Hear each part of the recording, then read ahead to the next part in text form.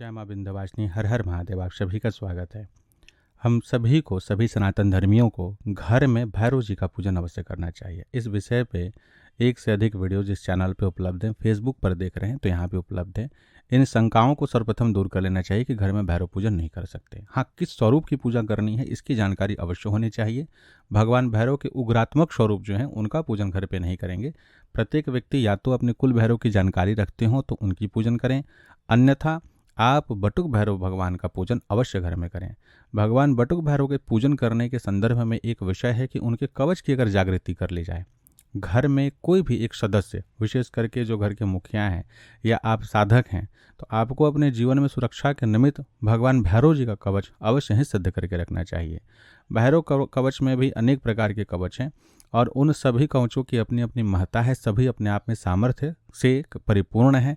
आप सिद्ध करके उन सभी का लाभ ले सकते हैं। आज उनमें से एक कवच जिसकी जानकारी यहाँ आप सभी के समक्ष रख रहे हैं वह है बटुक भैरव जी का ब्रह्म कवच, बटुक भैरव ब्रह्म कवच।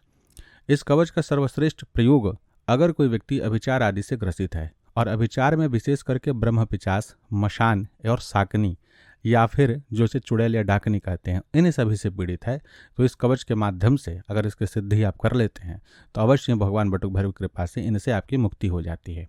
अगर घर की स्त्री या पुरुष कोई भी बार बार स्वयं को देखते हैं कि वो छोटे बच्चों से घिरे हुए हैं, स्त्रियां जो हैं चाहे वो विवाहित हों अविवाहित हों, अपने गोद में बच्चे को देखती हैं, स्वयं का डिलीवरी हुए देखती हैं कि बार बार उनका डिलीवरी हो रहा है, या फिर स्तनपान कराते हुए देखती हैं, तो कहीं ना कहीं यह मसान दोष का लक्षण होता है। ऐसी अवस्था में अगर आप बटुक भैरव जी के ब्रह्म कवच का आश्रय लेते हैं तो उनकी कृपा से अवश्य आपका पूर्ण रूप से रक्षण होता है। अगर घर की स्त्री गर्भवती हैं, कोई होने की अवस्था में, गर्भावस्था में अगर किसी प्रकार का विचार का प्रयोग हो रहा है, पेट में परेशानी हो रही है, स्वप्न बहुत आ रहे हैं, तो ऐसे समय में भी इस बटुक भैरव ब्रह्म कवच का अगर आप अनुष्ठान करके रखे हैं या नहीं भी किए हैं, इसका सामान्य पाठ करते हैं सरसों तेल का दीप प्रज्वलित करके, तो उनका पूर्ण रूप से रक्षण होता है। अब इसके पहले सिद्धि विधि को जानेंगे और सामान्य प्रयोग विधि को जानेंगे। यह कवच अपने आप में अति सामर्थ्यशाली और तुरंत प्रभाव को देने वाला है। आपके जन्म कुंडली, लग्न कुंडली में ग्रहों की दशा अंतर्दशा में अगर मार्केस का दशा अंतर्दशा चल रहा हो, मार्केस का कोई प्रभाव हो जिसके कारण में आपके जीवन में कुछ अपघात जैसी समस्या, दुर्घटनाएं आदि होने की आशंका है, तो इस कवच में इस विषय का संकल्प लेकर के आप पाठ करते हैं तो उससे भी आपका रक्षण होता है। इसके पश्चात अगर आपके कुंडली में कहीं भी शनि और राहु का योग बना हुआ है, शनि राहु एक ही भाव में स्थित हैं, एक ही राशि में स्थित हैं, या फिर दृष्टि से भी अगर मिल रहा है और पैशाचिक योग उत्पन्न हो रहा है, तो पिशाच योग जब कभी फलीभूत होता है तो अभिचार की अवस्था बनती है या रास्ते घाट से चीज़ें लग जाती हैं, नकारात्मक ऊर्जाएं जो हैं परेशान करती हैं, व्यक्ति जो है भ्रमित होता है, अवसाद की अवस्था बन जाती है और किसी प्रकार की नकारात्मक शक्ति के द्वारा वह आवेशित भी हो सकता है। इन सभी परिस्थितियों में बटुक भैरव ब्रह्म कवच अपने आप में महाब्रह्मास्त्र है। बड़ी झटके से और बड़ी तीव्रता से प्रभाव देने वाला होता है।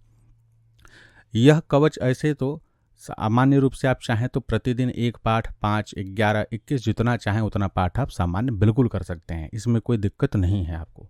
लेकिन अगर इस कवच की आप जागृति कर लेते हैं, सिद्धि कर लेते हैं और उसके पश्चात नित्य पाठ करते हैं तो अत्यंत उत्तम होता है। किसी भी पर्व काल में इसका पाठ करना आरंभ कर दीजिए। जैसे कोई भी नवरात्र आ रहा है, महाशिवरात्रि आ रही है, ग्रहण काल पड़ रहा है, दीपावली, होली आदि का समय है, इन समयों में इस कवच को जितना ज़्यादा आवृत्ति आपसे हो जाए, जितनी ज़्यादा पाठ जप आप कर लें, उतना ही ज़्यादा श्रेष्ठ होता है। और नहीं तो सामान्य रूप से आप सिद्ध करना चाहते हैं, कोई पर्वकाल नहीं है, तो कृष्ण पक्ष की अष्टमी से आरंभ करके चतुर्दशी तक प्रतिदिन 121 पाठ, 100 पाठ, 27 पाठ जितना हो सके प्रतिदिन करिए। शाम को या निशा काल में आप करते हैं तो सर्वोत्तम है। खान पान ब्रह्मचर्य आदि का पालन में बस इतना ध्यान रखिए कि सात्विक भोजन रहे, ब्रह्मचर्य पालन रहे। दिन में खाना खा लिए हैं तो भी रात को पाठ आप बिल्कुल स्नान आदि करके शुद्ध वस्त्र पहन के कर सकते हैं। आरंभिक जो सारे विषय होते हैं, आसन पर बैठना, आचमन करना, प्राणायाम अगर आता है तो वो कर लेंगे, शिखाबंधन आदि करना, संकल्प लेना, ये सब विषय कर लेना चाहिए। तत्पश्चात वस्त्र आदि का क्या है, इसमें रंग रहेगा तो आप इसमें लाल, पीला, श्वेत किसी भी रंग के वस्त्र धारण कर सकते हैं। स्त्री, पुरुष, बच्चे, बूढ़े सभी इस कवच का पाठ कर सकते हैं। विवाहिता, अविवाहिता सभी को इसको कर सकती हैं। अब इस कवच को पाठ करने के समय, दिशा सिद्ध करने के समय विशेष करके दिशा पूर्व या उत्तर का रखें। भगवान बटुक भैरव जी के अगर आप छाया चित्र रखते हैं या उनके श्री विग्रह को स्थापित किए हैं तो उन पे ही इस कवच का समर्पण होगा और उससे पहले उनका पूजन आदि होगा। नहीं तो भगवान शिव का जो शिवलिंग आदि है वहाँ पर इनका समर्पण करेंगे। गुरु गणपति स्मरण करने के पश्चात आप बटुक भैरव ब्रह्म कवच का पाठ शुरू करेंगे।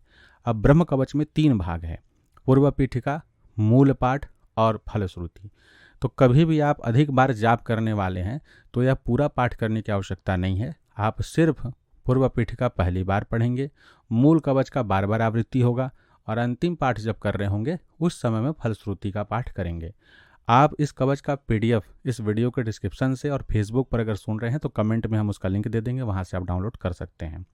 इस कवच में एक विषय है बटुक भैरव जी का जो मंत्र है, मूल मंत्र। उस मूल मंत्र की आवृत्ति आप चाहें तो हम इस कवच में नहीं रखे हैं और मेरे अनुसार वह मंत्र, अब इसके लिए कंट्रोवर्सी जो कुतर्क करना चाहें भैया उनका कोई जवाब नहीं है, लेकिन ऐसा विदित है जब आप अध्ययन करेंगे और गुरुमुख होकर के प्राप्त करते हैं तब कहा जाता है कि वो मंत्र किया जा सकता है। सामान्य रूप से उस मंत्र की पूरी आवृत्ति इस कवच में आ भी जाता है, तो अलग से वह मंत्र करने की ऐसी कोई विशेष अनिवार्यता नहीं है कि करना ही है। तो इसलिए हम उस मंत्र को यहाँ से हटा दिए, क्योंकि लोग बाद में प्रश्न करेंगे कि हमारे पास किताब है उसमें मंत्र दिया है। तो भैया वो मंत्र कहीं ना कहीं श्रापित मंत्र रहता है। बटुक भैरव का वह मंत्र आप शक्ति संगम आदि में इस विषय का अध्ययन कर सकते हैं, यह विषय है। और गुरु के द्वारा उपदेशित होने पर उसका निष्क्रियण का विधान करके ही स्वतंत्र रूप से उसका जाप किया जाता है। तो ये आपका स्वयं का विषय हो सकता है, हम इस विषय को इसलिए रख दे रहे हैं, हमारी उसमें कोई ऐसा राय नहीं है कि आप करो और मत करो, आपकी इच्छा। हम चाहते हैं कि सामान्य जन, सामान्य गृहस्थ क्यों एक श्रापित किलित विषय को करने जाएं, उससे फिर कोई वैसी विषय हो तो उसे हटा दिया गया है। मूल कवच में वो मंत्र स्वयं ही अलग अलग भाग में रिपीटेड है और उससे भगवान भैरव रक्षण करते हैं, तो अलग से करने की कोई अनिवार्यता नहीं बनती है। अब पूर्व पीठिका आप एक बार पढ़ लिए, मूल कवच शुरू होता है।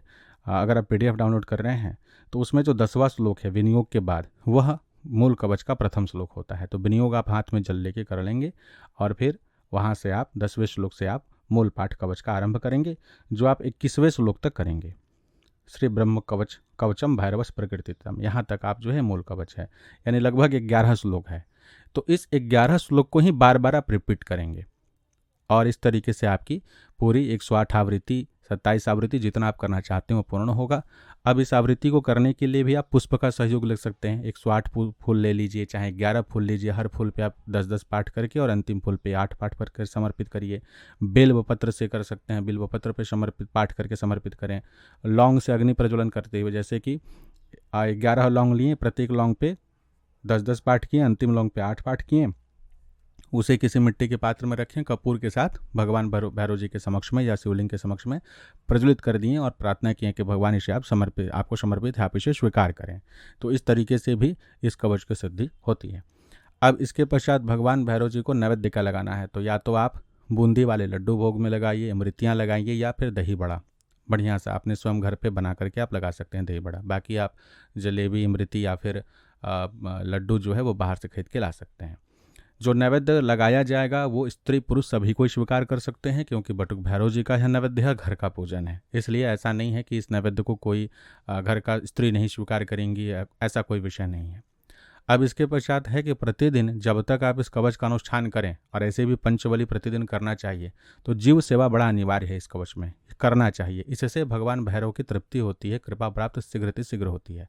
क्योंकि इस कवच का एक यह विषय है कि जब कभी भी आप इस कवच को सिद्ध करने के बाद स्मरण मात्र कीजिएगा तो भगवान बटुक भैरव अपने अन्यान्य गणों को आदेश देकर के तुरंत आपको रक्षा करवाते हैं। और जब यह कवच की मूल आवृत्ति 11,000 से ऊपर हो जाती है तो यह जान लीजिए कि भैरव जी के प्रत्यक्ष संरक्षण में आप अपने जीवन यापन को, धर्मयुक्त जीवन यापन को करते हैं, अधर्म नहीं। अधर्म करिएगा तो कोई भी शक्ति हो साथ छोड़ देगी।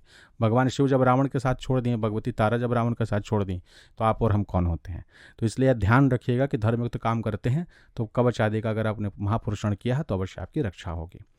प्रयोग कैसे करना है जब आप इसकी सिद्धि को पूर्ण कर लेते हैं, हवन आदि का क्या विधान रहेगा। कवच का हवन नहीं होता है, भगवान बटुक भैरव जी के 108 नाम से या 1008 सहस्त्र नामावली से अंतिम दिन आप हवन कर सकते हैं। हवन की विधि चैनल पे बताई गई है, फेसबुक पेज पर भी बताई गई है, उसका PDF में सारा मंत्र दिया गया। हवन वाला सेपरेट वीडियो 1-2 साल पहले का ही है, उसे आप देखें। और उसमें जब मुख्य आहुति देनी है भैरव जी की आरंभिक आहुतियों के पश्चात में, तो मुख्य आहुति जब आप देंगे तो सामान्य शाकल्य आदि में आप मधु और साथ में पंचमेवा, इन सभी का मिश्रण करके पौष्टिक हवन करेंगे। और 108 नाम या 1008 नाम से पूर्ण मंत्र की आहुति आप देने के बाद पूर्णाहुति करेंगे, जैसा पूरा विधान है। और उसके बाद प्रथम मंत्र से केवल आप तर्पण मार्जन करेंगे, जैसे कि बटुक भैरवाय नमः, काल संकर्षणाय नमः, रुद्रावताराय नमः, ऐसे अनेक नाम हो गए उनके। तो जो पहला नाम होगा उस सहस्त्र नामावली में या 108 नाम में, उसी नाम से आप फिर बाद में जैसे 1000 आहुति दिए हैं तो 108 बार तर्पण होगा, 10 मार्जन होगा, तो पहले मंत्र से ही केवल कर लीजिएगा। इस तरीके से यह कवच सिद्ध हो जाता है। प्रयोग कैसे करना है, इस कवच को आप भोजपत्र पे अगर स्वयं से लिखने आता हो तो आप एक भोजपत्र पे मूल कवच को केवल जो 11 श्लोक है छोटा छोटा लिख करके और पुनः 108 पाठ करके हवन आदि करके अभिमंत्रित करेंगे, जागृत करेंगे। चांदी के कवच में डाल करके पीले धागे में या चांदी के चैन में पहन सकते हैं। इससे आपका शरीर जो है पूर्ण रूप से सुरक्षित होगा।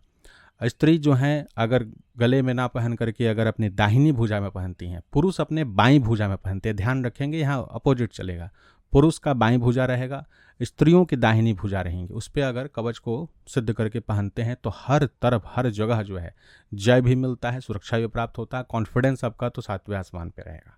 तो यह पूरा विषय है, इससे आप सिद्ध कर सकते हैं। प्रयोग की अन्य विधि है जिनमें कि आप जिनके निमित्त भी आप इस कवच का पाठ करना चाहते हैं उनके नाम से संकल्प करके आप पाठ करेंगे तो जहाँ कहीं भी हैं वहाँ उनकी सुरक्षा होगी। ग्रह शांति के लिए आप ग्रह के निमित्त संकल्प लेंगे कि जैसे मान लीजिए किसी का राहु की महादशा चल रही है, परेशानी हो रही है, तो संकल्प लेंगे कि फलाने व्यक्ति के राहु की महादशा में शांति हो, शीघ्र उनके शरीर में स्वस्थ हो जाए, इसके निमित्त हमें पाठ करने का संकल्प ले रहे हैं, रोग मुक्त हों। और फिर आप पाठ करेंगे तो इससे होगा। अभिमंत्रित करके जल किसी को पिलाना, ये अवस्था तब, लेकिन ये थोड़ा सा विषय अलग हो जाता है, तो प्रत्येक व्यक्ति को यह नहीं करना चाहिए।